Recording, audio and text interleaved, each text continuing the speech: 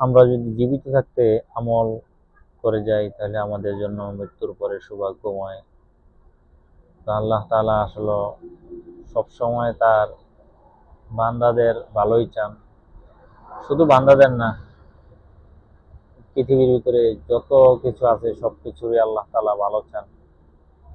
তার ভিতরে সবচেয়ে বেশি ভালো চান মানুষের, কারণ আল্লাহ তাআলার শ্রেষ্ঠ জীব এবং কি সবচেয়ে অতি প্রিয় পছন্দের যে জিনিসটা, ওই জিনিসটাই হলাম আমরা মানুষ জাতি আর জিন জাতি। আল্লাহ তাআলা সবচেয়ে বেশি প্রিয় করে আমাদেরকে বানাইছেন, তা আমাদেরকে সবচেয়ে বেশি আসলে ভালোবাসেন। তো আসলে ভালোবাসার মানুষ অথবা ভালোবাসার যে বস্তুরা যদি দেখা গেল এটা কষ্ট দেয়, ভালোবাসার জিনিসের থেকে আবার কষ্টও লাগে বেশি।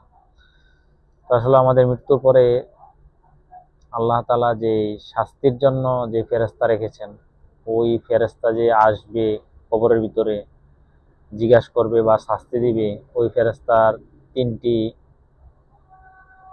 সমস্যা থাকবে।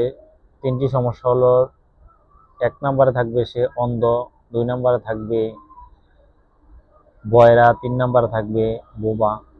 তো এই তিনটি জিনিস কেন থাকবে? অন্ধ থাকবে এই কারণে যে সে যেন বান্দাকে দেখতে না পায়, কারণ বান্দা কিরকম কি আসল বিষয় এটা যে তো ফেরেশতা অনুভব করতে না পারে।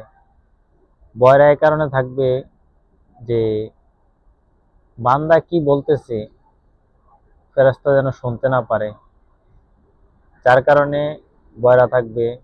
তারপর অন্ধ বোবা এই কারণে থাকবে যে ফেরেশতা কি বলতেছে তার কি হিসাব নিকাশ নেওয়ার জন্য বা কি আসল এটা যেন বান্দাকে বুঝিয়ে বলতে না পারে। তো আসলে আমাদেরকে কিরকম কঠিন আযাব দিবে যারা বদকার বান্দা হইয়া কবরের ভিতরে থাকবো বা কবরের আযাবের সম্মুখীন হব। আল্লাহ তাআলা আমাদেরকে নেক আমল করার তৌফিক দান করুক, সকলে যেন নেক আমল করতে পারে। আসলে আমল এক লগে চেষ্টা করলেও অনেক বড় করে আমল করা সম্ভব না আমাদের পক্ষে। যদি আমরা ছোট থেকে শুরু করি, আসলে অল্প থেকে কিন্তু বেশি হয়, আসলে বেশির থেকে কিন্তু বেশি হয় না। তো আল্লাহ তাআলা আমাদেরকে আমল করার তৌফিক দান করুক। আসসালামু আলাইকুম।